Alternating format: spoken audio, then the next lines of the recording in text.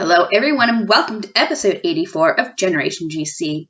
Hold On, Part 2, from The Young and the Hopeless, Good Charlotte's second album released in 2002.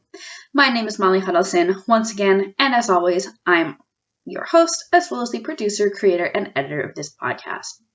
Last week, you heard part 1 of our Hold On discussion, and in the new year, we'll be back with an episode on a song from the Chronicles of Life and Death. Date is TBD on that one. The Hold On episodes have taken quite a lot of planning, and I've just had a lot going on personally, so it might be a couple weeks, but I am ready, and I'm so excited to have more content to share with you. I wanted to say thank you to everyone who has listened to part 1 already.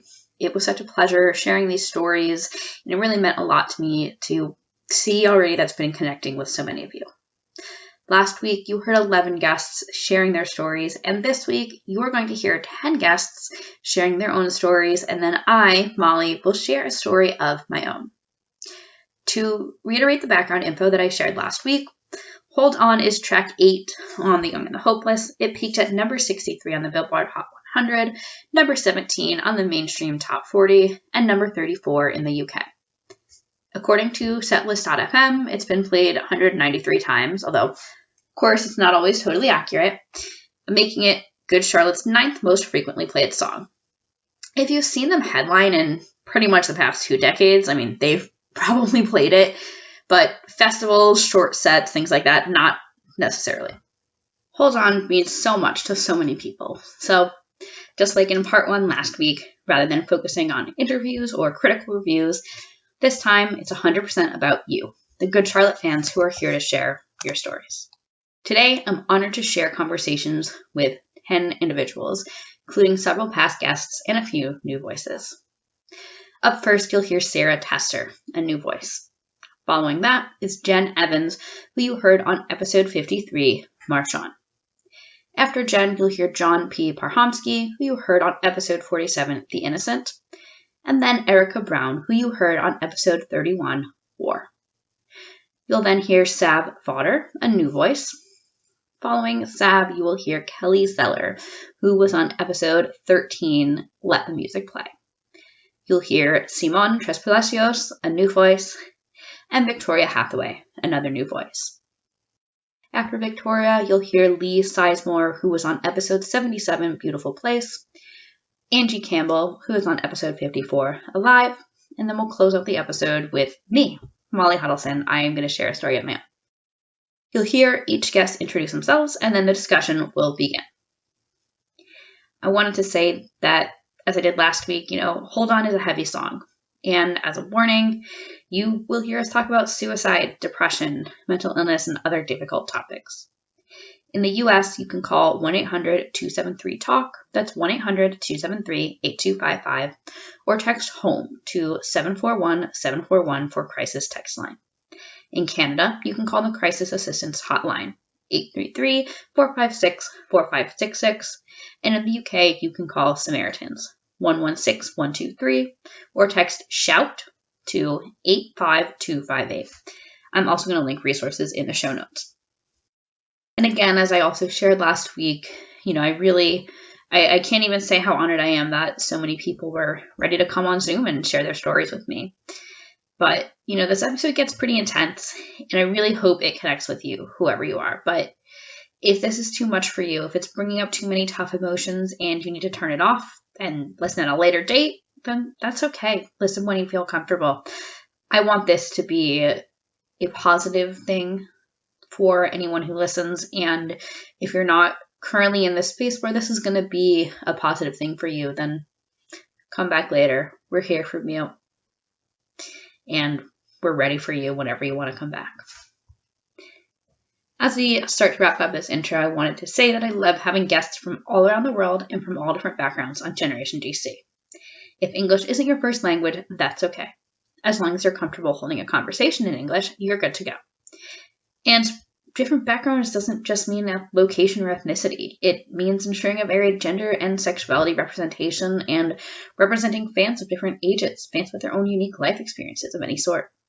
So if you're hearing this and you're like, wow, I would really like to hear myself or someone with, my type of background represented on Generation GC, hit me up. Let me know. We'll make it happen in 2022. I also want to continue mentioning blacklivesmatters.card.co, antisemitism.card.co, and anti-Asian-violence-resources.card.co. It's important to keep educating ourselves because even as stuff continues to change and things may not be as represented in the media, it's still important. Finally, Generation GC stickers are here. If you do want a sticker, there's 2 things you can do. Number 1, support the show on Anchor. Go to anchor.fm/generationgcpod and click support. All that money goes right back into making the show the best that it can be and helps me keep it running. Number 2, you can make a charitable donation. And as with part 1 of the Hold On discussion, I'm asking everyone to donate to the American Foundation for Suicide Prevention. You can just go to afsp.org to donate, and whatever you can afford to donate, whatever feels right to you, makes a big difference. So you're going to take a screenshot of either your support of the show on Anchor or your charitable donation, and you'll send that to me, along with your mailing address, and I will send you stickers. You can hit me up on Facebook, Twitter, Instagram at GenerationGCPod, POD, or email generationgcpod@gmail.com, and I'll help you out. Thank you for tuning in, and now on to episode 84, Hold On, Part 2. Hey. All right. I am Sarah Tester. My pronouns are she and her. I am a mother of 2. I'm a stay-at-home mom. I have a daughter and a son, 3 and 10. Not really much more to it. I've done some college, but other than that, not really anything too big. Where I'm a stay-at-home mom, that is my job. It's an important job. It is. My kids are my world. My son and my daughter are both luckily into the same music I am. I love that. Yes. Perfect. Well, Sarah, I'm so happy to have you on here and that we got connected through just, internet comments and everything. Yes. And I would just love to hear how Hold On has affected you.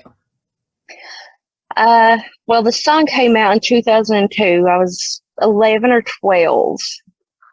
And at that point, you wouldn't think a kid that age had some really heavy stuff going on.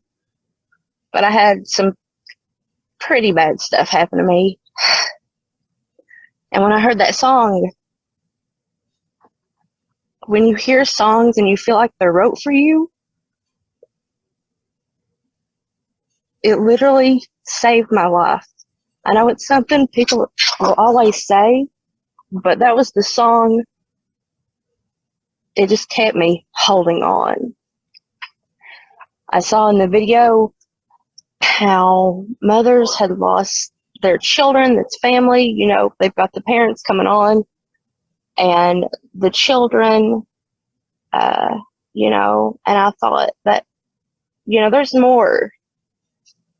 And I don't need to let this one thing that hindered my life in the way it did affect the rest of my life, and I can get through this. So that was how that song, it hit me. And after that, I was obsessed with everything Good Charlotte. And I'm 30 years old and I'm still listening to them. Oh, yeah. So it is one of those timeless things. But I showed my daughter the video before we done this because she's into like a little bit heavier stuff and she hadn't seen the video. And I think it kind of blew her away what it was about. And she saw it and she's like, okay, I can't watch this. I thought she was going to cry. It's heavy. I mean, and that's a good point to think about, the fact that you were 11, 12 years old. I was 11, almost 12 when I first heard this song. A lot of us were very young, like relatively, because I think about how much do parents and teachers talk to maybe like high school kids, but how much are they talking to like 11 and 12-year-olds about suicide and depression? Not that much. Yeah, it's not a big conversation you'd think you'd need to have, but I always try to check in with my daughter, and I'm like, if you ever need to talk to me about anything, just come to me. And my mom worked all the time. My mom and my dad was divorced. So my mom raised me, and so she was too busy, and I didn't want to bother her with what I had going on. So music has just, it's always been there to save me. I think it's there to save everybody. I agree. If you just listen to it, it just hits. I agree. I'm curious too, like when you heard this song for the first time, you were pretty young. Were you into music? Like, were there other bands that you had like a strong emotional connection to, or was this like the first one? Not really emotional, like Evanescence. Tourniquet. It's about suicide. But other than that, you know, I was just coming up out of Britney Spears and Backstreet Boys. And and that was back when, like, your friends and you would swap VHS tapes and be like, here, I've got this, and I've got this, and I've recorded this, here you go. And a girl I was friends with gave me that VHS, and I was watching, it was like the top 20 countdown, and it had made its way all the way up to 5, right behind Offspring. Wow. So, yeah. That's pretty impressive. It is, and it's so strange to think back how far we've come within that time. But their music is still, I think it's Self-Help or Shadow Boxer. It's basically the newer version of Hold On. Yeah. No, Generation RX really is, I mean, it's clearly very like introspective, but it's very much feels like it was written like to help people. Oh yes, it's got some heavy mental health points to it. My mom, she really got into Good Charlotte once, you know, she started listening to them, and it wasn't until years later I told her about how everything affected me and how it hit. It kind of floored her, but she still listens to them every time they come out with something new. I get it for her. I love that. Yes. It's a multi-generational type music. Oh, yeah. Well, Sarah, when you listen to Hold On now, what is the emotional experience like when you listen to Hold On now as a 30-year-old mom of 2? It's so, in ways it's similar. We all have our dark days. We all have, you know, those days. I'm a mom of 2, but I've still got those, you know, emotions and stuff. And it's like, do I really need to be here? But then I'm like, yeah, I do. And then you look as a mother at the children in this, and then the parents who buried their children, and you know how, you know, it must have affected them. And now as a parent, I'm like, you see I feel the parent this. side, I see the parent side, because as a kid, I just saw the parents' side, or the kid's side, when the little boy lost his father. You know, you had the girlfriend that lost your boyfriend, and I had a boyfriend at one point in time who was very suicidal, or he at least had some very unstable things going on, and at one point he was in a mental ward for suicide attempt. But that was years ago. But still, that song, it can affect everybody, I think. It's a lot of people would say it's just noise, but it's really a song that's just trying to, you know, make you aware that you are cared for, you are loved, and you need to hang in there for those around you. I love that. I'm sorry, my daughter's creeping around. No, I love that. Sarah, thank you for coming on and for sharing just about how the song has affected you and like your relationship with it over time and becoming a parent. Yes. It hangs in. Is there anything else that you'd want to say about Hold On? Other than it, the song and the band, it changed my life in many ways when I was growing up. And it is probably the main reason I'm still here. because it was, like I said, really dark. And when you hear things like that, you think it's meant for you. Although I know it was meant for their fans, that, you know, they would talk to their fans about mental health. And they wrote it just to try to help these fans and these kids hang in there. Mm-hmm. So I was one of those kids. Yeah. I mean, it was written for you. It was. You know? It was written for me. It was written for everybody like me. You know, I think, you know, I know a song ain't going to stop a lot of people, but when you're that young, or if you're in a place where you're willing to be reasonable and think about it, you can be like, hey, I can work through this. Yeah. But yes, it was a big thing for me to come on here. I was so excited. I'm so glad you let me do this. Sarah, this has been phenomenal. Thank you so much for coming on. Thank you so much for having me.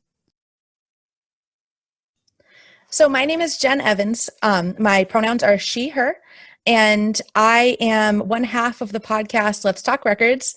And then when I'm not doing that, I run an illustration, art design kind of thing under the umbrella Half Seven Projects.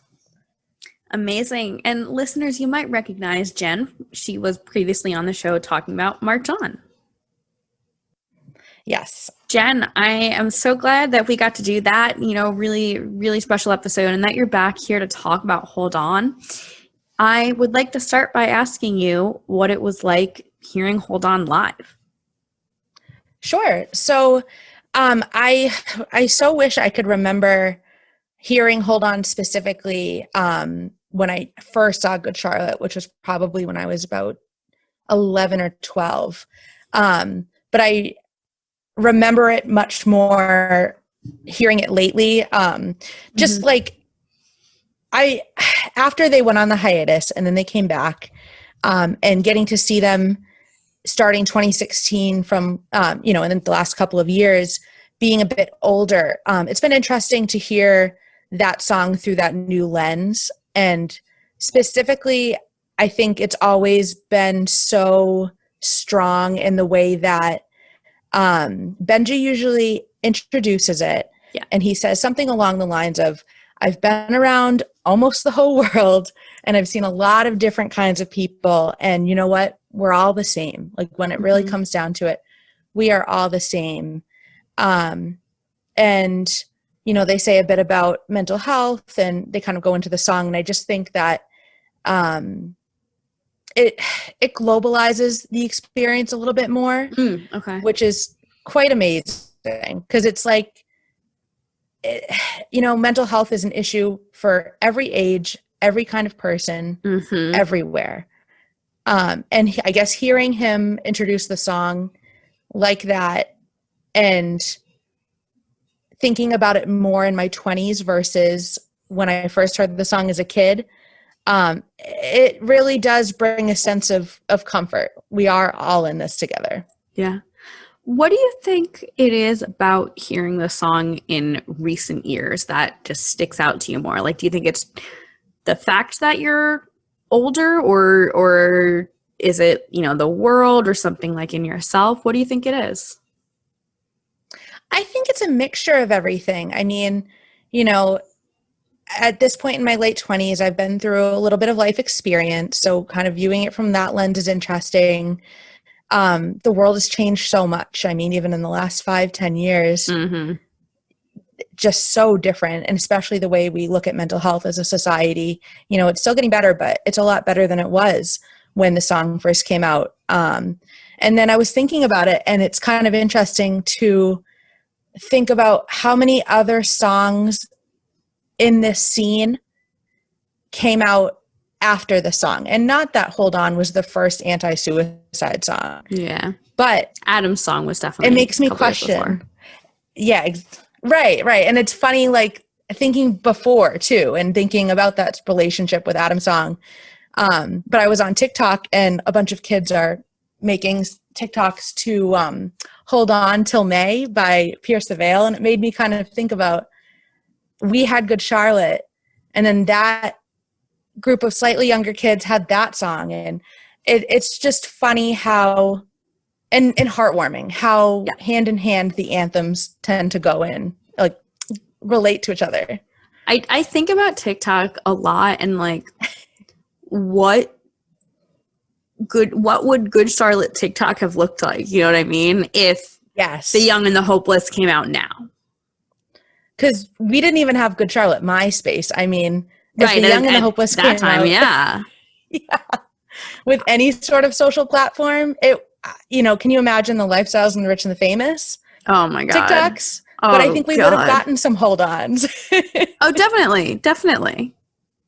I think that would have struck so big on that platform. So it would be kind of funny, Yeah. I'm sure in an alternate universe that happened. I would love to see what that looks like. Well, I'm Just a Kid by Simple Plan kind of went a little viral on TikTok with people just showing like, childhood pictures and everything. Yes. I don't know, maybe us, and by us, I mean not just me and you, by everyone, but like everyone who listens to this podcast could make some GC go viral.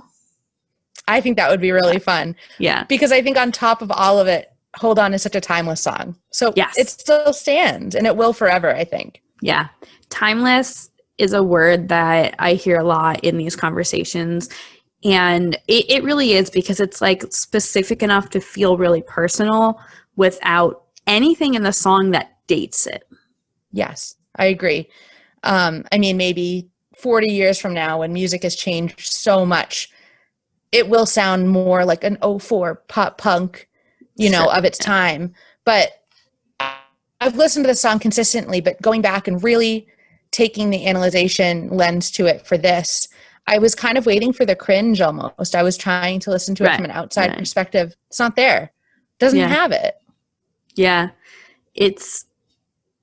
I don't listen to it before every one of these that I do, just because honestly, there's a certain element of needing to protect myself from like going into my own headspace, which I will record like a story of my own that will be included in this. But I listened to it and I watched the video before I kind of really started these, did that a couple times, and it still is just as like intense as it was when I was, 11, 12, 13, 14. Yes. I think even more so now, because the video, I hadn't watched it in a while, and then I watched it for this, and I really appreciated how much of a voice that they gave to these people that they invited on to share their experiences. But it is rough. I mean, this song is not, it doesn't make light of it at all, which I think is great. I think it needs to be as heavy as it is, but it will transport you to that place. So I agree. It's not an all the time song. Yeah. It'll definitely get you there. Yeah. But, and I there's going to be a big message at the start of this episode, about the content and of everything. And I just want to make clear to listeners that, for this episode especially, but we do have a lot of episodes where we talk about some heavy topics, from depression to addiction to suicide, all kinds of unfortunate things people have experienced. And at any time, if you need to turn the episode off, that's okay. Skip over the episodes. I try to make the warnings as clear as possible, because I want you to be a part of this, and I want being a part of this to be a healthy thing for you and not something that's just going to cause you distress. And that's, I feel like that's how that song is as well. Yes. It just, absolutely. It hangs out until you need it. Yes. Yeah. That's such a perfect way of putting it, Jen. Jen, this has been so wonderful. Thank you so much. Is there anything else that you'd want to say about Hold On? Thank you for reaching out and including me in this conversation. I'm so excited to hear what everyone else says. I think, like I said, this was very much an anthem for our generation. And I hope it reaches and it becomes an anthem for everyone above and below us as well. Yeah. Jen, thank you so much. Thank you. Hi, this is John P. Parhomski. I go by he, him. I'm from St. Louis, Missouri, and I love pizza and beer and Good Charlotte, of course. And I got a new job at the Lego group. So that's a little bit about me. Amazing. And listeners, you may recognize John from a previous episode talking about The Innocent by Goldfinger featuring Good Charlotte and Mest. And I'm so delighted to be talking to you today, John.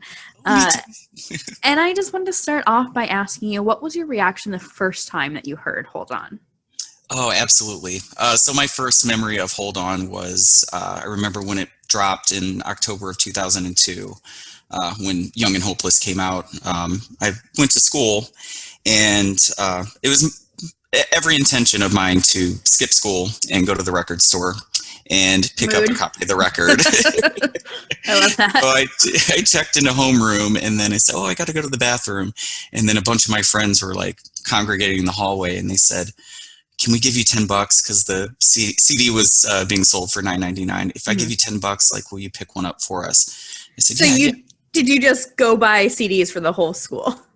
Basically, yeah. So 5 of my friends and myself, I snuck out of the theater, the back door of the theater, and went and caught the Metro bus to the record store. So my school's on North Grand, and then I took the bus to South Grand, and I walked in and I said, where's Good Charlotte, Young and Hopeless? And they were like, we only have 6 left. I said, perfect.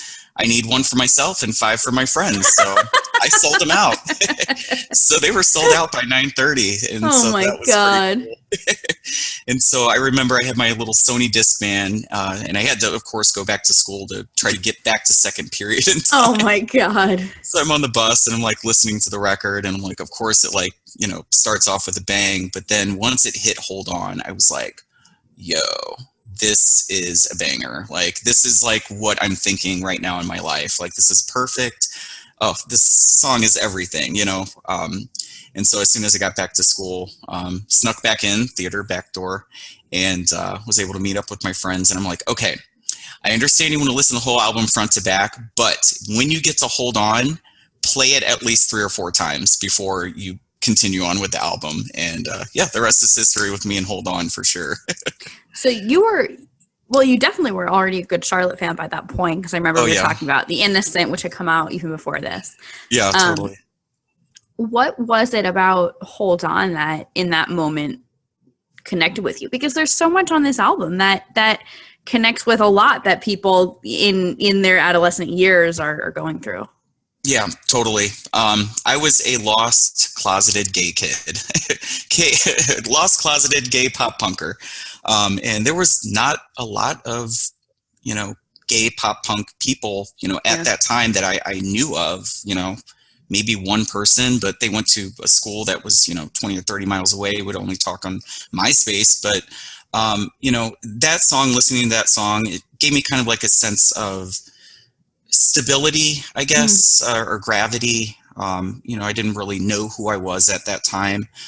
Internally, I knew kind of who I was, but I didn't know like how to follow that path, or like where I was going with, who I was and how to identify with myself. But listening to that song, it definitely gave me a strong sense of clarity as far as like what I need to do with my life, and that I definitely need to believe in myself and, not let the bigger picture get the best of me. The best memories of that song are, sitting in the car with friends and just blasting it to 11 and screaming, out the windows at strangers, the lyrics. But definitely clarity and a sense of stability, and to not let the world weigh you down as much as, you let it. Because sometimes that does happen. It still does to me every day, but that's when you listen to Good Charlotte. So Good Charlotte is always there to pick you up. When you think back on, the moments where you were a closeted person who wasn't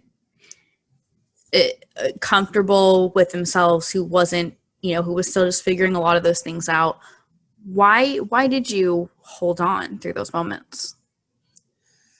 Oh, wow. It's a lot of reasons. I have a lot of memories of, just listening to that song, late at night on repeat in my bed. Yeah. When you get into your like self-loathing monster in your head, you have to have that music outlet that kind of screams back at you and it's like, stop it. don't do that. Shut up. Yep. We need to love ourselves. But yeah, listening to that song over and over, and just meeting so many people that I identified and clicked with the song as much as I did. Both people I went to high school with, and also being a crazy fanboy and following the boys around the country. Yeah, 80-something shows? Oh, yeah. 87. Hopefully it'll be 88 soon. But, oh, my God. But yeah, just meeting so many people across the country and knowing that it's just not me that goes through these really weird, funky mental times, and often, signs of despair where you're having such a hard time dealing with yourself internally. And, I kind of felt a new purpose after listening to both The Young and the Hopeless, but especially Hold On. So I held on because of all of the amazing and wonderful, incredible people that, I've met, in my life after becoming a fan of Good Charlotte. We all have those weird little demons and spirits in our head that, kind of whisper really terrible things to you whenever you're feeling low. But to have that cradle and that uplifting tune to kind of bring you back to reality and to remind you that, there are so many other journeys that you have in life to explore, and, so many places you have to visit, and so many still amazing people that you have to meet that you haven't met yet. And I guess having that song to kind of scream that at you and be like, don't go to that dark place, hold on, you're going to be okay. There's so many more other things to do and so many other Good Charlotte shows to go to. So many other shows. Yeah. Well, Johnny, that's powerful. Thank you. Thank you, Molly, for having me on, for sure. I guess just to kind of wrap up, I mean, there's so many, so much we could talk about, but to wrap up, you mentioned like finding your purpose, and you could answer this for, teenage Johnny or for adult, however old you are now, but what is that purpose for you? So I think my purpose is to not only find my happiness, but to also find or help people find their happiness. That's why I'm excited to work for a toy company now, because I'm helping kids find their happiness, whether it be like a small missing brick out of their toy set. But just being with friends, helping them through difficult times. There's so many constructive opportunities that are available whenever you are able to communicate with your friends when you're having a rough time, and vice versa. I think that Hold On helped me to realize that, it's not a one-way street. If you want to help someone and you want to help someone hold on, you have to offer that, and, not just expect that in return. You also have to reach out and be vocal with your friends and make sure that they understand that you want them to hold on as well. So that's a good point. Just making sure people know that they're loved. Yeah, bring happiness into the world. Crisis time. Yes, absolutely.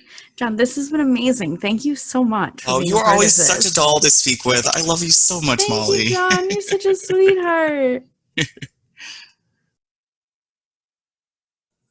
Hi, I'm Erika. I go by she, her pronouns, and I am just a weirdo on the internet who plays video games for people to make them laugh. Listeners, you may remember Erika from previously coming on the show to talk about War from Youth Authority. And Erika, I'm so glad to have you back for this special Hold On episode. I'm glad to be here. Yeah.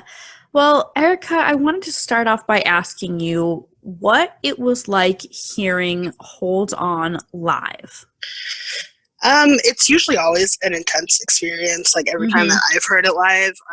But this last one was like a little more emotional because like I've been in a really dark spot for like most of my like teen years. And the last time that I heard it, it was just like a wash of emotions, like basically them saying it's okay, it's gonna be okay. Yeah.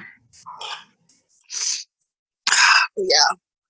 Do you think it was more about like what, their kind of speech before the song, or was it more about like whatever you were experiencing in your own life that made it, was so like impactful? it was like kind of both. That speech like really got me, and like Kelly had also like seen it live, and she recorded it to me and sent it to me, and like so it was like double the like emotions that whole entire toast. Oh man, they have a way with words. That like whole beginning of that was just, I cried during the entire song. I'm pretty sure. I don't even remember them really singing it, but like I know I cried during the entire thing.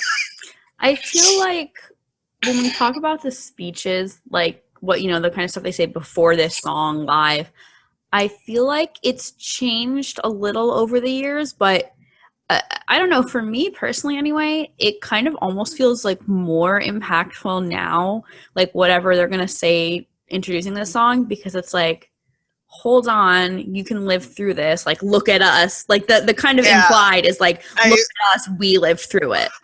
Like the speeches just kind of like grow with them. Yeah. And like as we grow with them, it's just like, it just feels more like, impactful. Yeah, it's definitely, it's very impactful. What other Good Charlotte songs, when you've seen them live, what other songs tend to just hit you? I can't even remember. Like, I know there were a few from Youth Authority. That was like the one that the last time I seen them live was like Youth Authority. And it's just, I can't remember what song that they had sung that whole time. I have a goldfish brain, so like sometimes I forget. Yeah. But Hold On was probably the one that like really stuck out to me. I can't remember if they did War or not. I think they did when I had saw them, which was also like, you know, emotional. Just seeing them live in general, like the atmosphere that they bring to like everyone is just, it's a lot to take in. Sometimes it's overwhelming, but otherwise it's just like an all around like emotional experience. Yeah. You mentioned like that kind of most recent show that you saw them and Hold On really impacting you. Can I ask, like, where was that show? When was that tour? That was a show that they did. I don't remember the year. That, I mean, obviously it was like fairly recently, but it was in the, at the Eagles Ballroom, in Milwaukee, which is, I think, the only place I've ever really seen them, aside from like when they would play at Warped Tour. They're usually at the Eagles Ballroom. Was it outside of, you know, being at that show? Did you feel like a special connection with listening to Hold On, like before hearing the song live or aside from hearing it live?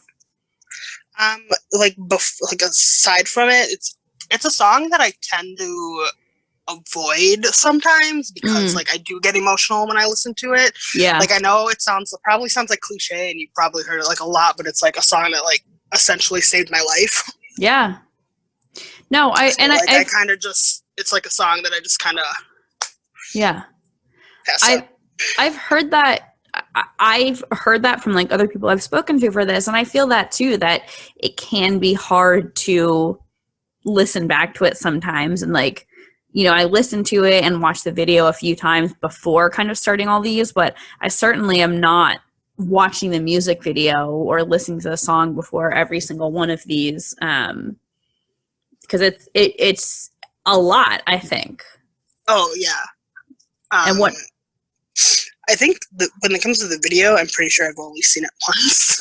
It's very intense. Like the song itself is intense, and the video adds kind of like a different layer, a different direction.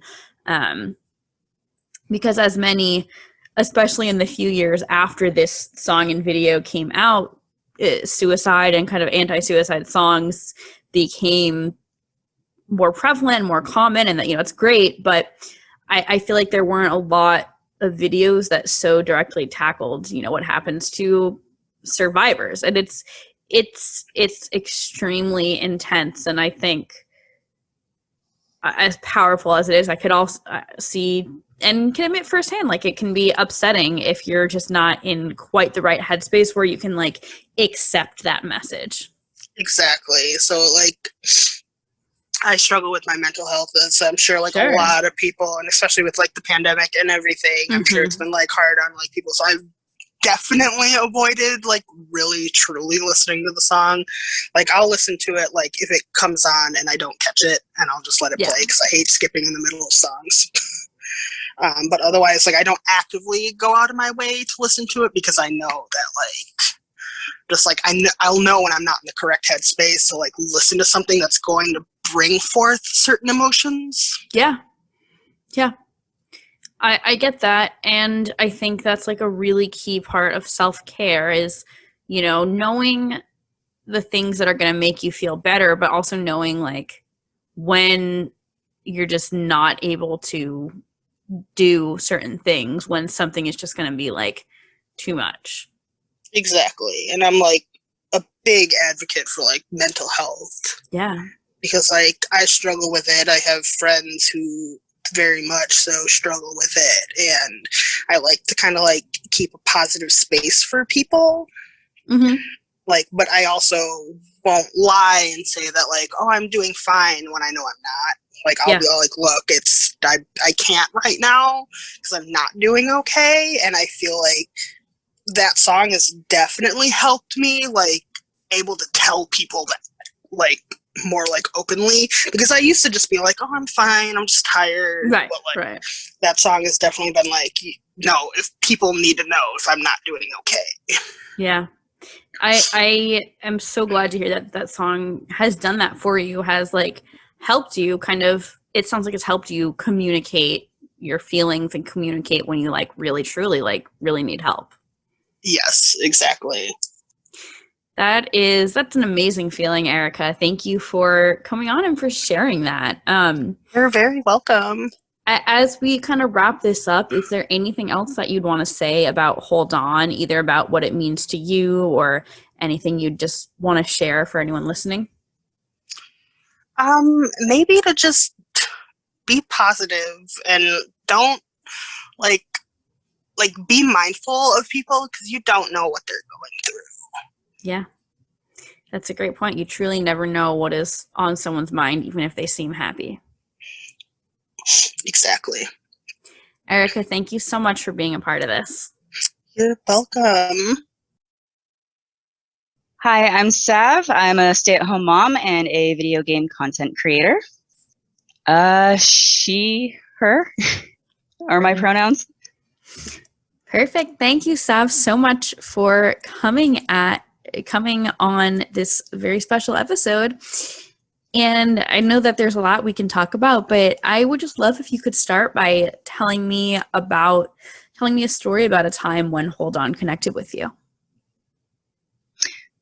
So this one's pretty deep. I suffered from depression most of my life. I remember years ago, while I was still married to my first husband, he and I got into a really bad argument, and he stormed off and left the apartment that we were in at the time. Feeling lost and hopeless, I hid in the closet in our bedroom and cried my eyes out. All I can think about at the time was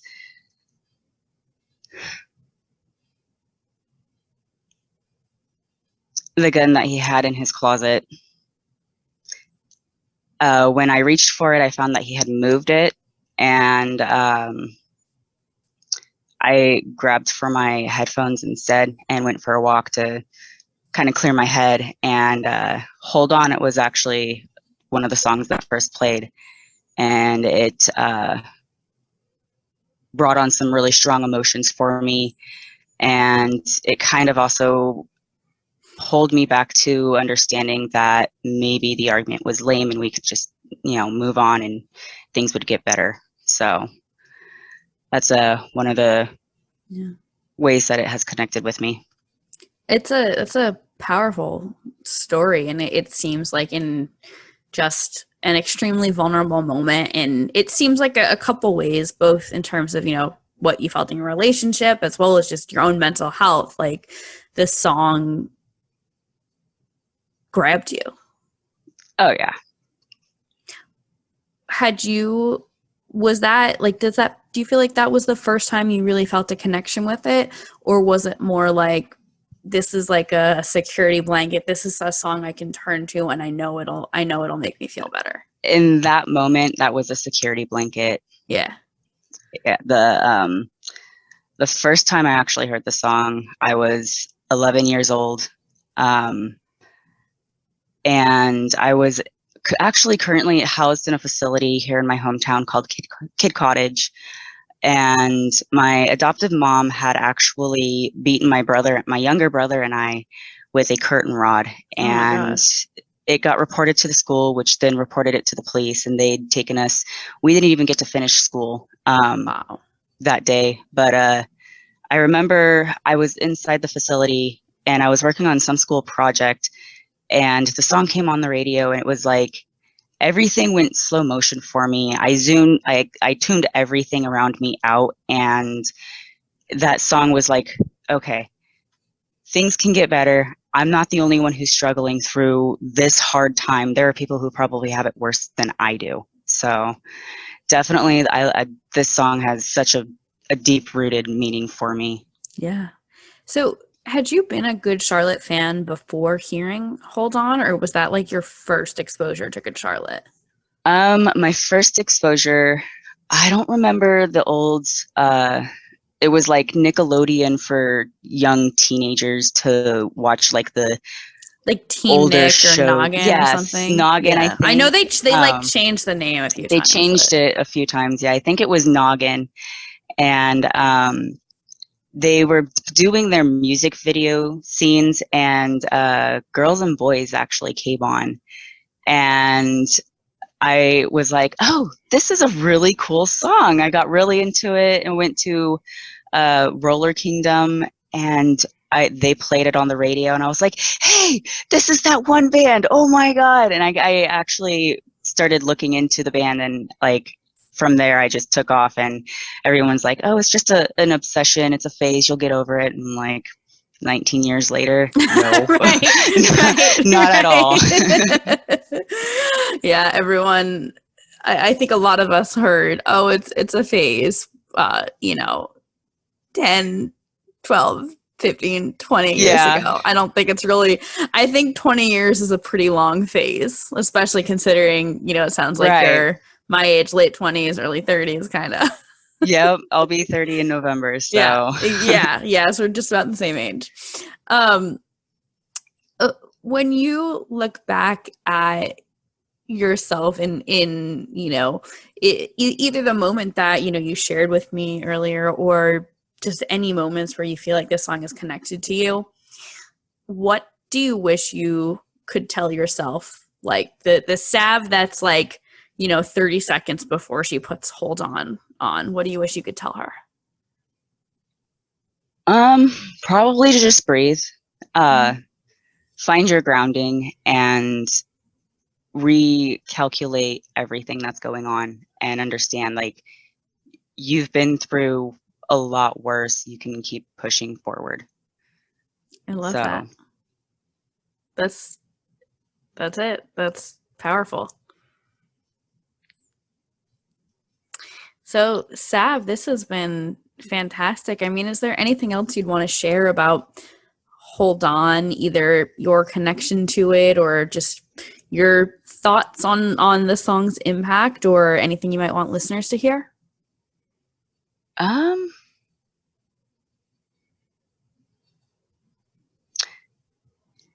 can share the moment that I actually got to see them live in person. Please, share it.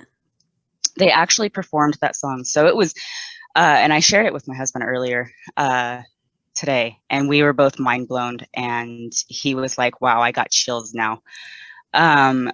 It was 2017, and it was the day that we found out Chester Bennington had taken his life. Oh my God. So actually getting to see Good Charlotte perform, seeing them live was really exciting for me, because that was my first ever concert, and I was like, oh, my husband's getting to share this with me. I'm so excited. I was like fangirling, and just like the whole way there, we were listening to all of their albums that they had ever had, and he was tolerating me at best, I could tell. But when we got there, after hearing the news, we could tell how much emotion they had behind it, because you know, they weren't just colleagues, they were friends, they were close friends, and the emotion behind it really made me feel for them. Like, they could have just called out and not do the concert. Yeah. Like, and that would have been perfectly reasonable, frankly. It would have been, and I would have totally supported them 100% behind it too. But they got up on that stage, they threw on a wonderful performance, and when they played Hold On, it made it that much more impactful to the whole crowd. Everybody was feeling the emotions behind them. I could hear, you know, Joel was kind of choking up, you know, you can kind of see the looks on everybody's faces on that stage, and they were just so heartbroken having to play that song. But I feel like they kind of dedicated it to him for that reason, and to help remind, you know, everybody who was in the crowd there that day. It's like, it is hard. Reach out if you need that help. It's important to do so.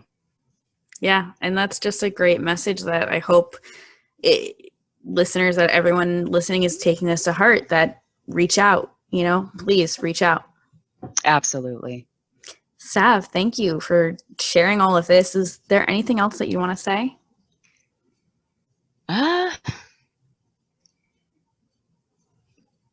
Not that I can actually think of.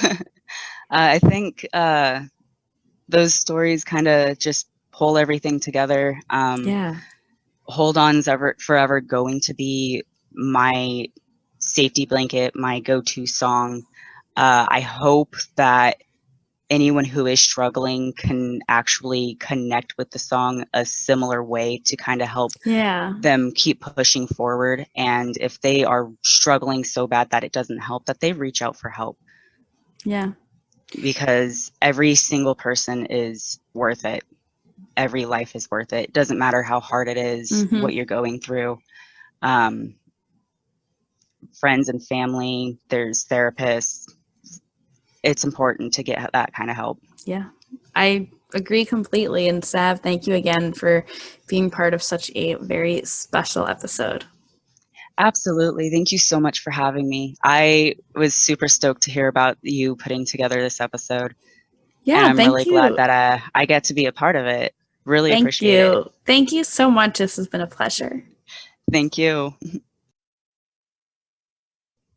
Hi, my name is Kelly. I go by she, her. A little bit about me is I'm currently in the technology department looking to get into the music industry, but really I just love hanging out with my friends that I've actually met through Good Charlotte. Listeners, you have previously heard Kelly on the show talking about Let the Music Play, and you've certainly heard several of Kelly's friends, both on other episodes of the show and sharing their stories on this. And Kelly, I'm so delighted to have you on, and I would just love to begin our conversation by asking for you to share a story about a time that you heard Hold On live. So actually one of the stories that really stands out the most is when we were in Europe. We were actually going to the Brussels show, and what made that show so special is it just so happened to line up with the day that I celebrated my 13th year of holding on, I guess is the best way to put it. So that show was lucky number 13. Yeah. Which is funny because the day did not start out lucky. We got stuck in an elevator. Oh no. But we went to that show, and we had seen a couple of shows nights before, so I knew exactly what was going to happen. Joel was going to go into the speech and all that. And before they even had a chance, as soon as the song ended and I knew the speech was coming, I just reached my hand out and grabbed Ash and Alyssa, and I was just like, all right, it's happening. And I started crying before they even started talking. Because you're just I know it's coming. Yeah, it's I know it's going to happen. Yeah. And usually the the talk is kind of the same, but for that show, it felt so different and just like personal, even though they didn't necessarily know what it meant for me. But it's all about that. I relate to that, though, just when you have that specific moment, whether that's something that's currently happening or it's like an anniversary like that, right? It does feel more personal, right? Because I feel like I'm like you in that I always like to celebrate those wins, and I think it's a really good thing to celebrate everything, right? To acknowledge everything. Especially something like that, you know? Yeah, that's massive. Like, it's one of those things. But it was, like I said, I didn't even make it to the speech. I could barely make it through the speech. And the entire song, usually I like to try and sing, but like I was just ugly crying in the front row. Yeah. So I remember afterwards being like, Ashley, they just saw me look so bad. My makeup was running. And she goes, you looked perfect. Aww. So that's like the big standout, I saw the song live kind of thing that I can think of. Yeah, that's I can't imagine a better and more powerful moment. When you think back to, you know, Kelly from 13 plus years ago, you know, Kelly that was kind of in that really dark moment, what do you wish you could tell her? That's been like one of my favorite things to ask people. As cheesy as it is, like I would have told her it truly gets better. Like things you cannot imagine will happen. Like knowing what I know now, like I would have never thought I would have gone to go see them in Brixton. Like, yeah, I stood at the barricade that was in the DVD that I watched so many times I had to buy 2 of. and it's like stuff like that. Raise your hand if you had to buy more than one copy of a Good Charlotte album or DVD. Yeah. Right. At least a couple. The self-titled, I'm pretty sure I had to buy like eventually 4 of. But it's like, I know it sounds cheesy, but that part of the song is just so spot on. Like in that moment, it feels like nothing's going to get better and it's just always going to be the same old. But like, even if things evolve and your troubles become different, like there are better things coming. And that's what I would have told little baby Kelly. I love that. Yeah. And there are a lot of better things coming. And it you know, you've made a lot of memories with Good Charlotte, made a lot of friends with Good Charlotte, and you even have some permanent reminders on your skin, some tattoos. So I would love to hear. Yeah. I would love to hear. Is there like a hold on tattoo?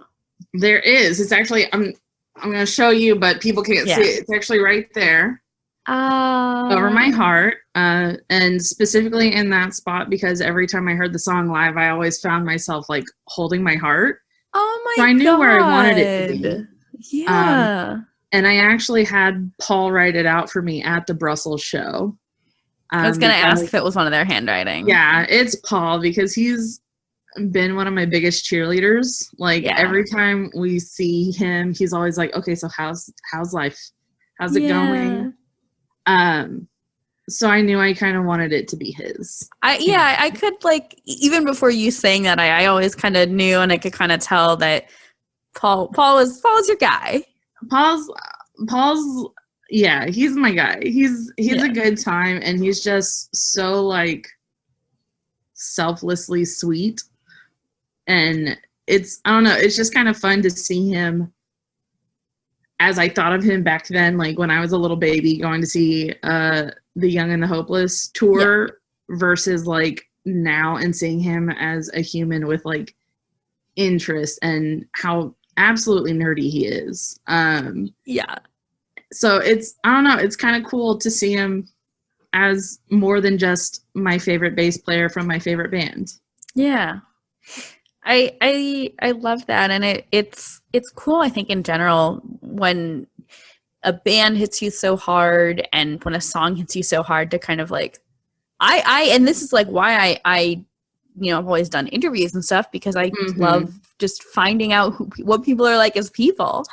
And just on that kind of note, like, what is it like for you now when you listen to Hold On? Like, Kelly, it's June 2021 as we're recording this. As much as I would like to say the things have gotten easier to deal with and stuff like that, like, especially now with everything that's going on and just like even my own personal mental health journey, the reminder of the song is still 100% valid. Like, I will still find myself sitting there, and if I'm like in my head having that kind of bad day, I feel myself touch my tattoo to just like remind myself, like, it's kind of like my grounding thing. Like, okay, hold on. We've seen where we were then and now. Like, obviously things will still get better and change. So it's still 1,000 times relevant for me, honestly. Yeah. I love that. And I'm glad that it's able to have that continued relevance for you. And I feel like this is a extreme cliche. And I think it's true that, so often whatever we struggle with, mental health, it doesn't just go away, right? Like, sometimes it does, but often it doesn't. Often struggles, it last a while. Disguises and chills and waits. But there's and this is like an extreme cliche, so forgive me, but I think there is truth to the saying that, like, it doesn't necessarily get easier, but you get stronger, and it's kind of like everything you've been through in the past, everything that you have survived has prepared you to survive the next thing. Yeah. It's a evolutionary kind of thing. Yeah. Where what knocked you down before might not now, but that doesn't mean that nothing else will, kind of thing. Yeah. But you get a little better every time, and that's all you can ask for, honestly. Yeah. Like, that little bit of improvement, that little bit of motivation, that little bit of light is like literally all you can ask for sometimes. Yeah. I mean, and that's, I think it's important to find that little bit of light to find it in the dark times, and also to hang on to it and celebrate it in the good times too, right? Because even when life is good on the bigger scale, like you're in good health and you have a good job and you're making money and have a good relationship, whatever, it's still good to remind yourself of like the little things and like what do you have when, some of that goes away. Right. Yeah. Kelly, this has been wonderful. Yeah, always. Is there anything else that you would want to share about Hold On, whether that's about, your own connection to it, the song's impact in general, or just anything you would want listeners to hear?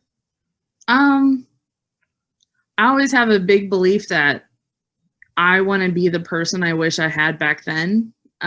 So I think this goes out to the person who might be where I was back then, or even now. Like, listen to the song and like really listen to it. Like, listen to the words, because as cliche as they may be, like, it's true. It gets better. Yeah. Like, it's worth like the fight. You are not a burden to the people that you think you might be a burden to. Like, the video strikes the nail on the head, and it shows the people that are affected, because a short stop to a long life does not end there. Like, there are people that you are leaving that would hurt and care way too much about you to let that be all you are known for. So, like, do something more. Hold on. Like, it's truly okay. It'll be good. Thank you so much, Kelly. This is wonderful. Definitely. Hi, my name is Simón Trespalacios. I am a musician. I studied music in MAD, which is Colombia's school with Berklee College of Music here in Colombia. And I go by he. And, well, about myself, I tried to make music for cinema, TV, and video games, but gotta wait for something to happen. Yeah. Well, Simón, it is so wonderful to have you on. I know we've talked on Instagram a bit. Yeah. And just to get started, I would love to ask you, what makes Hold On special to you? So one thing about me when listening to music is that I never pay attention to lyrics. Okay. That's like the last thing I pay attention to is lyrics, if I do. And back when I first listened to Hold On, like it struck me, I was maybe 8 years old, 10 years old, I'm not sure. But I was listening to the album and Hold On stuck up because by that time I was, okay, there are happy songs and there are sad songs. But then Hold On, I was like, okay, this one has something special. Like the emotions here are raw. Yeah. And I was like, okay, I need to look at the lyrics because, okay, I looked them up and I stared at them. I was like, okay, what is going on here? Like this was the first time in my life I heard a song that talked about a really serious topic. Mm-hmm. Like never had I listened to anything in arts in general talk about such a serious topic. So you were pretty young then when you were listening to it. Yeah. What was it like discovering this song that, I guess it sounds like you already knew Good Charlotte's music, you already had the album, and then what was it like when you realized just how serious this song was? Well, I think I asked my cousin, which lent me the album. Mm-hmm. Like, have you heard about, like, have you paid attention to this song? And he was like, yeah, it's okay, I guess. I was, no, but I mean the lyrics. And he was, no, I don't think I've heard the lyrics. And suddenly he was like, oh damn.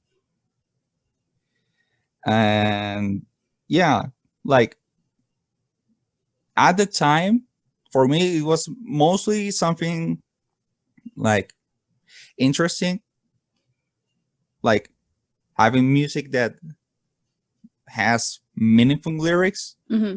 Like it's not just, oh, I'm happy, oh, I'm sad. No, it's really about this. And for most of my life, it's always like been a song that I live just for special occasions. Like if I'm not listening to the album, like throwing a playlist or something, like I live it just for like days when I'm feeling down. But up until recently, it really started to have meaning for me, because due to everything that's been going on with COVID and all that, I had to postpone, not sure when it's gonna happen, my marriage with my best friend. Yeah, she lives in Brazil. I am here in Colombia. She was supposed to move in here to Colombia, and be together, and at some point move to Canada. And yeah, she's still in Brazil. I'm still here. Yeah. Unemployed. Yeah. And is it just like the travel restrictions, visa applications and all? Well, it's a little bit of everything.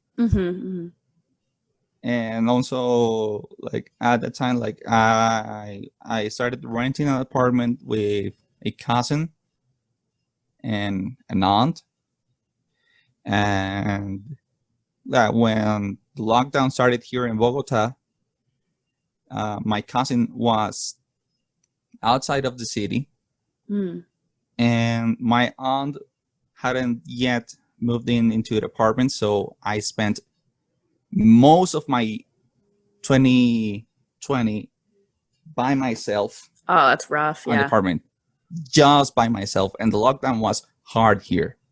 Like the first month, it was hard, and my social life became my work, which was my last resort, being a call center.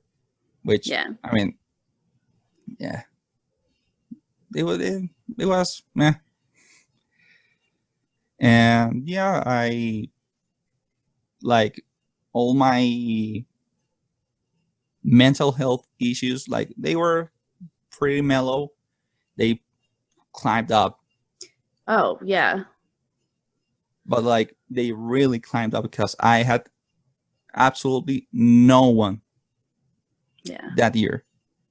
That's hard. I mean, I've told this story before that I started the podcast early on in lockdown because I was also living alone and was just like kind of bored and depressed. And I can't even imagine just being separated from your family and your partner and your fiance, how much harder that would make it. I can totally understand how that would have such an effect on your mental health. Yeah. And actually, like, one of the things that helped me throughout last year was podcasts. I never really paid attention to podcasts. And one of my favorite musicians, Devin Townsend, he started making a podcast talking about each of his albums. And I think it was thanks to a Instagram story, I think it was Benji, that he shouted out you. Yeah, Benji or Joel, I think they've both shared it. Yeah. I was like, oh, cool. And I found you. Yeah. I love that. And I also will say that especially in the beginning of quarantine, listened to so many podcasts because in the transition from working in an office to working from home, and I've loved working from home, but I just found it was nice to have like the sound of someone talking, you know? Yeah. And also I got a hamster to keep me company. But my pure angel, she passed away. I already adopted her. Like, she was already with some age, and nobody bought her at the time. So the vet said, okay, we're giving this hamster at adoption. And why that hamster wasn't adopted or bought was that she had a malformation on her upper left hand. Like, it was, like slightly crippled. I named her Fatima. Okay. Like she kept me company for most of the year, and I also starting getting plants to, like, I got cactuses. They are okay. No, they're not here, but I got 2 cactuses. I got a cactus when I moved into my new apartment. I love all these commonalities we have. Yeah. Yeah. So like I found stuff like to keep me busy. Yeah. And Fatima to keep me company, because I will be like, I adapted a room to be my my office to work on the call center, and I had Fatima by my side, so it was nice. Yeah, pets make the best company, and I am also with you that having houseplants just really makes it feel livelier. Yeah. Simón, this has been so great, and I've loved hearing your story about how, Hold On has comforted you and everything else that's comforted you through this time. Is there anything else that you'd want to say about Hold On, either like how it impacted you or just anything about the song itself? Well, musically, what has always got my attention is the drums leading into the chorus. Like, yeah, like the song, it's going on, all. The drums, like, yeah, they're mellow, but right about when it goes to the chorus, like that huge hits, like that. I'm not sure who recorded the album, but he or she, not sure, made a great work, like getting the drums into the chorus, like, yeah, Jesus Christ, so powerful. Yeah. This has been so great, Simón. Thank you so much, and I will be in touch with you as I finish out the details of this episode. Okay. Thank you. Hey, no, thank you. Hi, my name's Victoria. My pronouns are she and her, and I'm from Woodbridge, New Jersey. Currently, I work as a high school teacher, and I have been a Good Charlotte fan since the 4th grade. Amazing. Victoria, I'm so happy and delighted to have you on the show, especially as a former Middlesex County resident. You know, we have that bond for sure. And to start off, I would really love to hear about your connection to Hold On and why it was something that you wanted to celebrate in a pretty permanent way. So the first time I heard of Good Charlotte was actually through my elementary school teacher, and she played them in class one day. I love that. That's amazing. That was a 4-ish, so I would say around like the whole Young and the Hopeless time. I think it was right around there. So like the anthem, all those were like, you know, the hot tracks, and Hold On was on there. And it always stood out to me, and especially as I got going to, you know, middle school, high school, that song especially really helped me through some dark times. So as soon as I felt brave enough, I had the courage to actually permanently get it etched on me. When I went to a Good Charlotte meet and greet, I asked Joel if he could write out "It Gets Better Than You Know" as a lyric. That. He wrote it, and then he drew 2 little hearts. I eventually ended up just getting the little heart, but it was my first one on my wrist, so I always see it. And you think of always that. Makes me think of them. Yeah, always. Like as soon as I see it, it helps me still just seeing it there. It's really nice. I love that, and I love it because a couple of mine are sort of subtle tattoos, right? Things that like I know what they mean, but anyone else wouldn't necessarily know what it's about. So that's really cool that you have that personal connection, and it also is kind of nice because I imagine it's easier than having to like explain some pretty intense lyrics from a pretty intense song. Just like, oh, that's a heart, you know. If you don't like going into it, yeah, it's just a heart. Absolutely. Yeah. Well, yeah, everyone just, oh, you have a heart. I'm like, yeah, you know, like sometimes I'll go deeper into it. Other times it's just, yeah, it is what it is. I know what it is. That's all that matters, you know? Yeah, definitely. I just as we're talking, I just have to ask, where was this meet and greet? I just ask because from the same part of the state, really, I figure we must have been at some of the same shows over the years. Shockingly, this was at Webster Hall, I would say, I don't know, like 2016, 2017-ish time frame. Oh, yeah. It was the one that was like one of the final Webster Hall shows. Yes. I was so there. Made it even more special. Really? I was there. Oh, yeah. Funny. And then, of course, the Starland shows, I'm sure you were there as well. It was literally in the, Yeah. Oh, yeah, a couple Starland shows over the years. Yeah. There was one kind of recently that I guess ended up getting canceled, so I hope one day soon, once they're up to it, they'll... I was just thinking about that, yeah.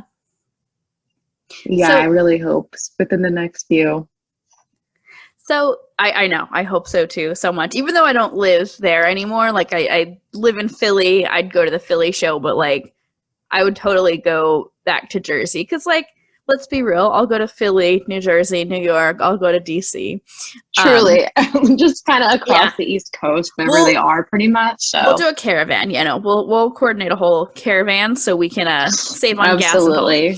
But Absolutely. back to Hold On. I just want to know, Victoria, when you think about, because it sounds like you were pretty young when you first heard it, and this is something I'm really enjoying asking people, but you're an adult now. When you think about how you feel about the song now versus when you were elementary school, I think you said, how has the experience of the song and your feelings about the song changed over time?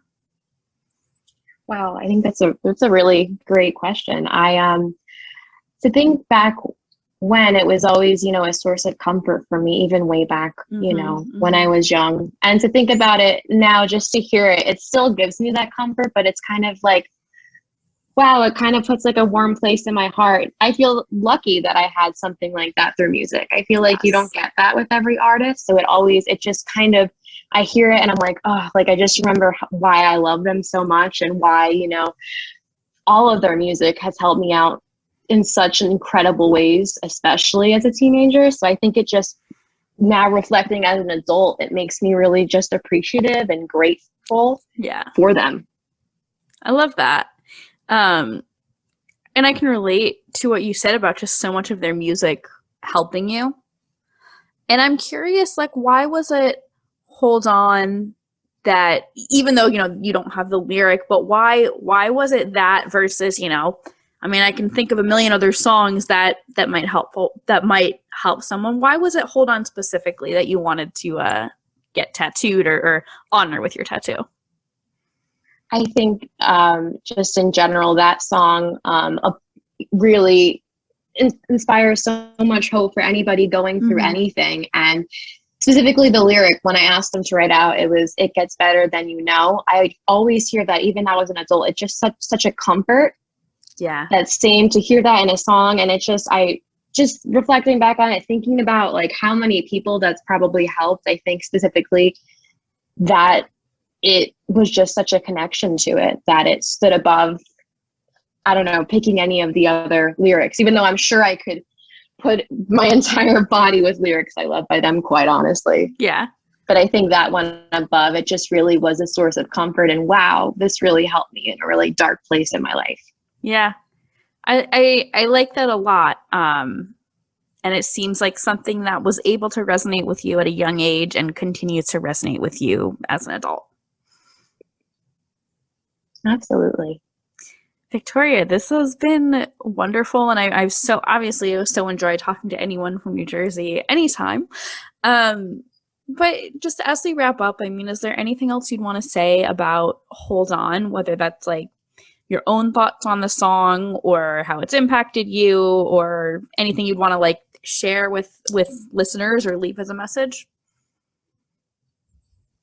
I think just in general, like the song itself, you can hear it, 20 years from now and the message will still bring true. I think it's just so timeless that, 20 years from now and 30 years from now, people will hear that. And I think it's just such a great song. And I think that they should be so proud of what they gave to the world with that song. It really helped people, including me. And I'm sure so many others. I love that. Victoria, thank you so much for being a part of this. Thank you so much. Hello, my name is Lee Sizemore. I use he and him pronouns. You may have heard me on the episode for Beautiful Place recently. I have Hold On tattooed across the right side of my chest, right under my collarbone. It's an Old English font since that's something GC does. Hold On and Joel's It Gets Better video on YouTube both helped me through the darkest times of my teenage years. I was learning to cope with loss, heartbreak, and many other trials. I was also learning that the world really is black and hearts are cold. I lost hope at times, so Hold On was my reminder that it does get better. I got through it. I still struggle with depression, but I got this tattoo to remind myself and everyone who sees it to just keep holding on. I love that. Lee, so I just want to hear a little more about the tattoo. So when did you get the tattoo?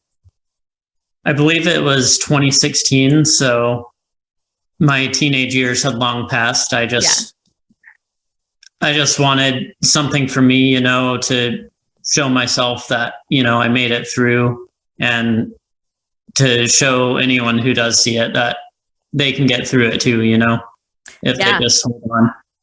I love that. It's a nice reminder to yourself, I feel like, to have that on there. Yeah, like when I wake up, look in the mirror, I see hold on right away. So like it's a good daily reminder. Definitely a good reminder. What did you think when you first heard hold on? Because I mean, obviously you're probably not getting a tattoo when you're, a young teenager, but what did you think when you first heard the song? Like, did you always know it would be something that would stick with you? Well, I think when I was first listening to Hold On, it would have been at times when I was kind of angry at the world, and it helped me kind of calm down. Okay. To listen to this song rather than other music that would have riled me up more, Oh, okay. Yeah. And you feel like do you feel like it's continued to have that effect as you've grown up? Yeah, I think it's still that same calming effect. Like, it's just a good go-to song to listen to if you're ever feeling down, Yeah, I definitely agree with you. And I feel like it can be encouraging, even when you are in a good place, it can be very encouraging and just kind of furthering those good feelings, that power, I think.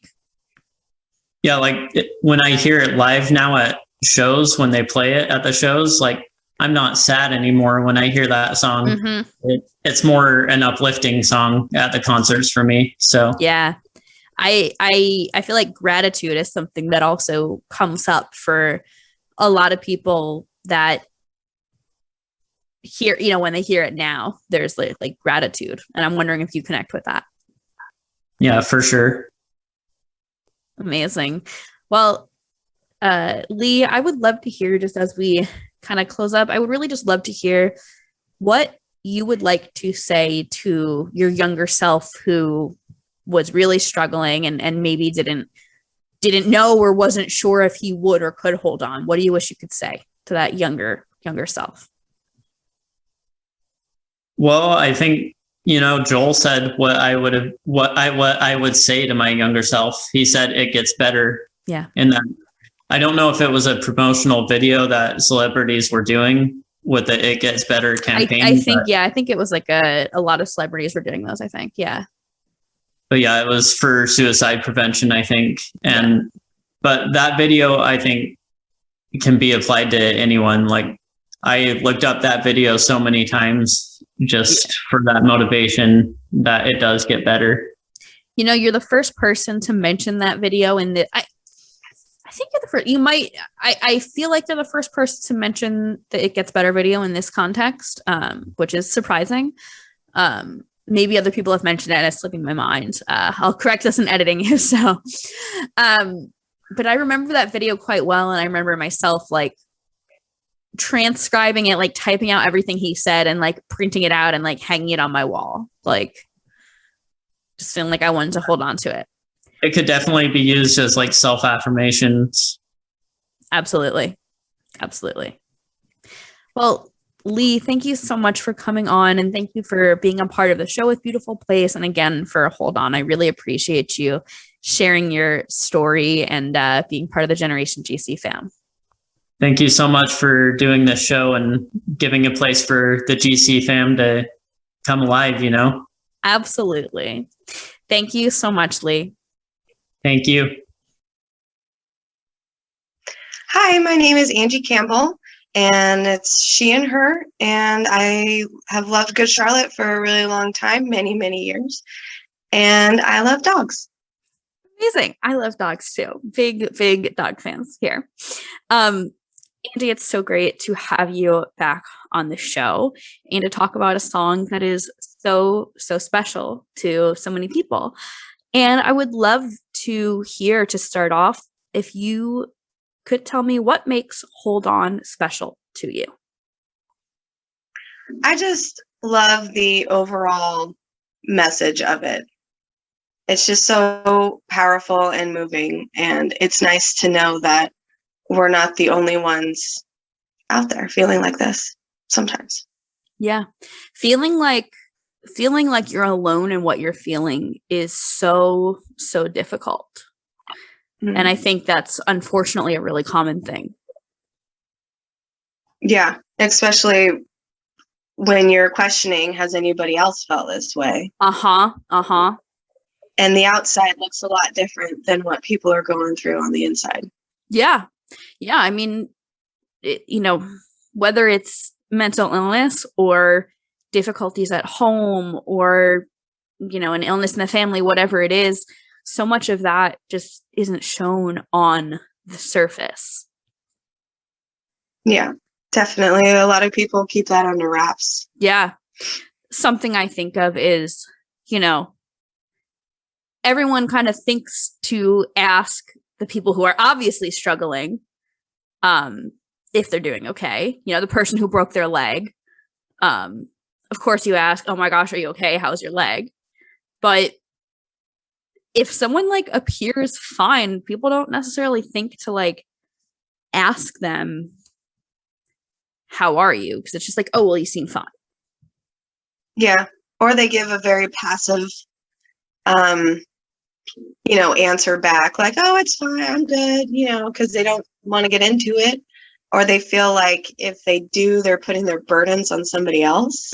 Yeah. Yeah. And they just rather keep it to themselves because it's easier, or so they seem. Yeah. Right. I mean, it's definitely easier to keep it to yourself, but I don't know. Do you think it's possible to get through things alone? I don't. I'm highly a people person. I need support, and but I think especially when you're younger, you don't necessarily look for that. You just kind of feel like you're on a little island, and especially when things are going on all around you, you don't really know where to look or lean on, even your friends, and it may be just, being that young and your friends don't really know what to do to help you. And just the lack of experience and lack of life, I guess. Yeah, that's a great point. And I think when you're young, you might be struggling, but you don't really know how to help someone else because you haven't survived it yet. You're still in the midst of it. Yeah. Or if you, haven't gone through it, you don't really know how to deal with it yourself. And so you don't know that you should, seek other sources. And so you just try and muddle through it by yourself, which makes it kind of worse. Yeah. In some ways. Definitely can make it worse. I want to switch gears a little bit, and I would really love to hear, Angie, a story about a time when the song Hold On really connected with you. Well, it's not, I've gone through my own struggles personally, but I had a really good guy friend who, growing up, we were buds, and I knew something was wrong, but I kind of kept asking because I knew something was wrong, but he never wanted to tell me. And there was a point where one summer he had gone away to camp, and I called him a lot, and his mom just kept saying, he's still there. And I just thought that was so weird because I was like, why would he still be there? Isn't it just a point of time, a couple weeks or whatever?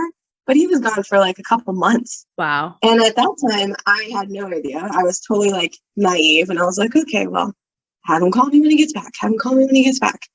And eventually we went to different schools and we kind of lost touch. But probably about 5 years ago, I heard that he had actually took his life not too long ago after we had graduated. And that's still a deep wound in me. Yeah. And not knowing for probably 10 years. Oh my God, yeah. Can you imagine? But he was a really good guy. Sorry, I don't mean to get emotional. That's, you have the space here to get emotional if that is what feels right to you. And that's very much always on this show, and especially on this episode. Yeah. I really wish he would have, reached out, and I don't know what I would have been able to do, but at least I would have been some support.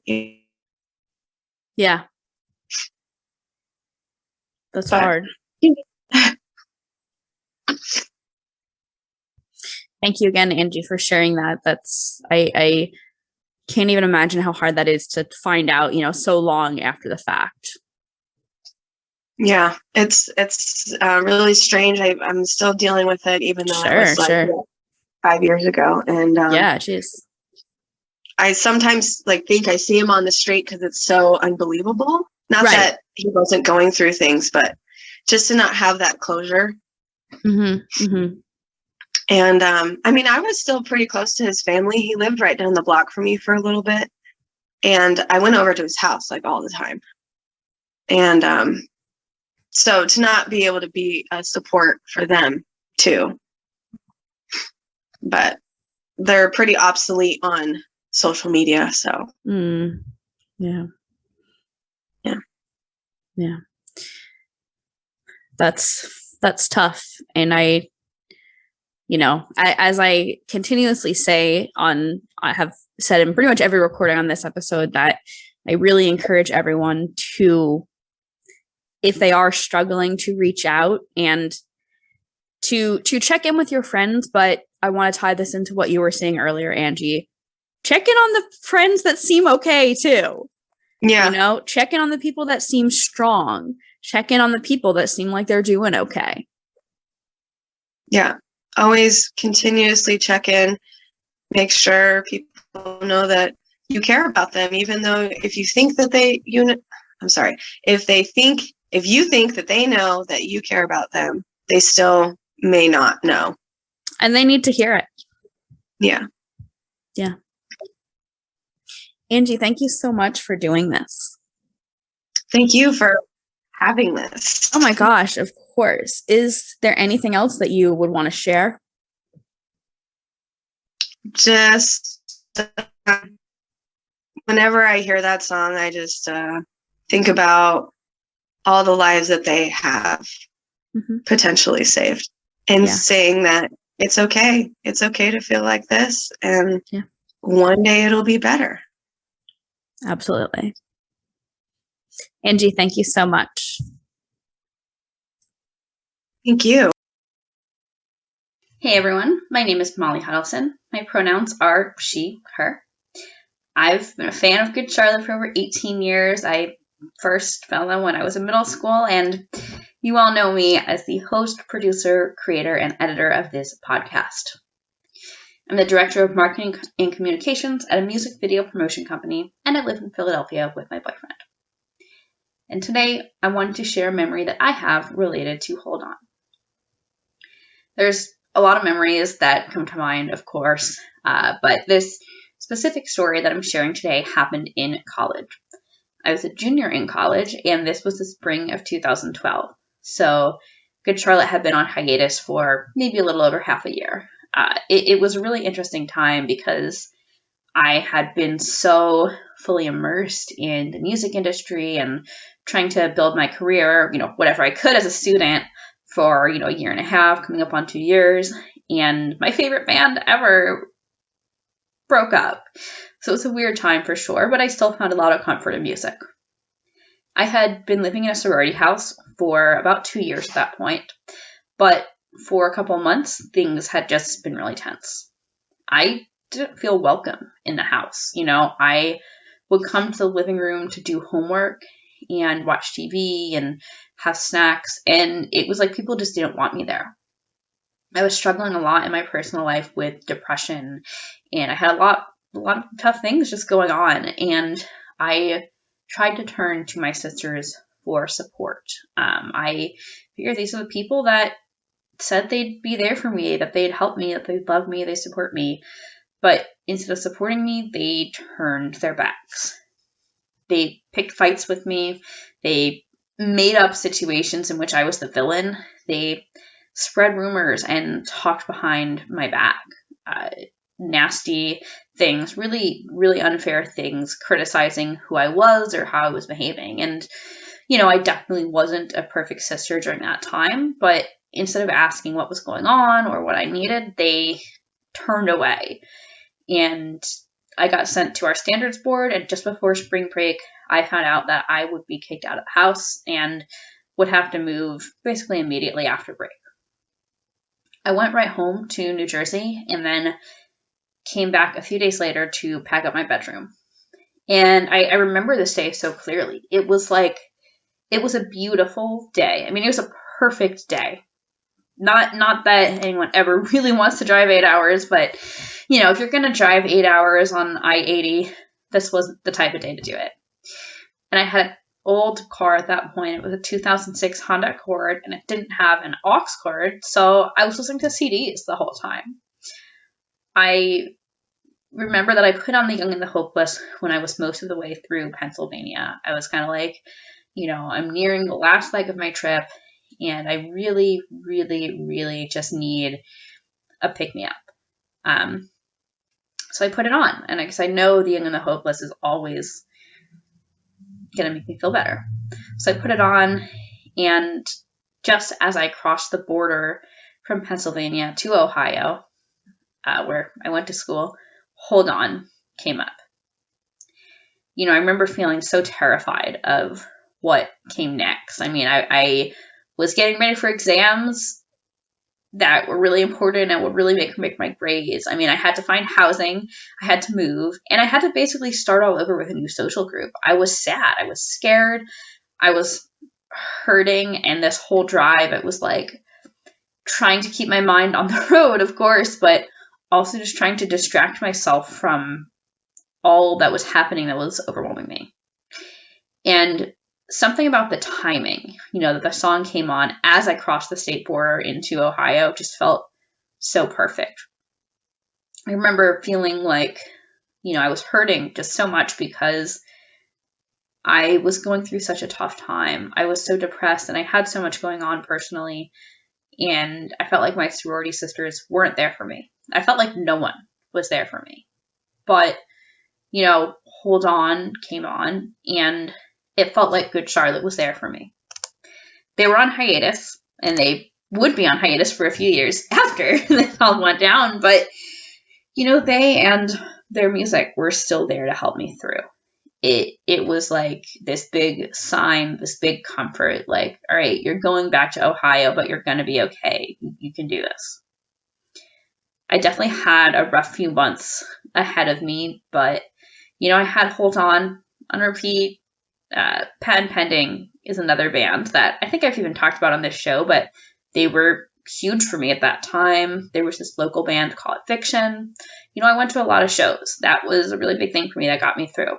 Couldn't go to a Good Charlotte show, but I went to a lot of local shows. Hold On has been there for me through so many difficult things.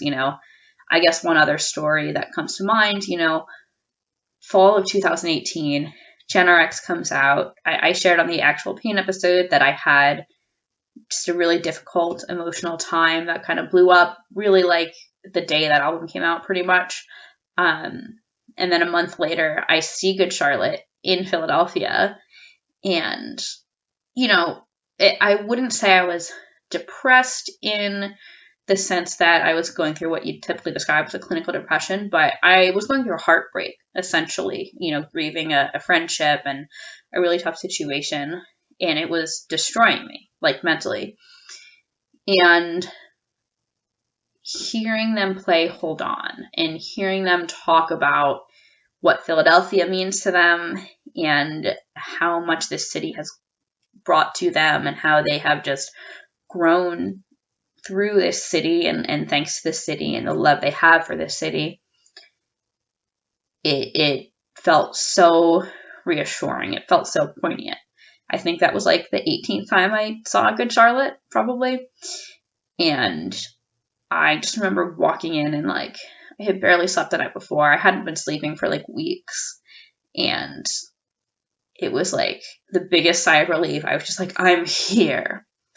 I was wearing like a hoodie and sweatpants and, you know, probably like dirty old sneakers. I mean, I remember being like, I don't care how I look. I just want to be comfortable. Like, I'm just going through so much. All I want is a good Charlotte show. And I got it. And it's hard to say, like, what is the total impact that Hold On has had on me, because it's so many situations that I can think of. But getting to do this podcast has been just such an immense honor. And I know I keep saying that with these episodes on Hold On, but it's just so beautiful to me to connect with people all around the world from so many different countries, different continents, and hear their stories, hear their favorite Good Charlotte songs and why. And it reminds me of how much that I have gotten out of this band. And doing these episodes on Hold On, has reminded me how much I've gotten out of Hold On. Thank you once again for tuning in to episode 84 of Generation GC, Hold On, Part 2. These 2 episodes have been not only the most important and meaningful episodes I've done of this show, but really just in everything I've done in music and media. They felt so incredibly important. This experience of preparing for these episodes and doing the interviews with everyone, editing and putting it all together. I mean, it's been really impactful and really powerful. And I really hope that the same impact that it's had on me, that it can have on everyone who listens. Once again, my name is Molly Huddleston. I've been your host, as well as the producer, creator, and editor of Generation GC. We'll be back in the new year with more episodes. It'll be a few weeks till that happens, but don't worry. I've got a lot of great ideas up my sleeve, and I can't wait for you to hear them.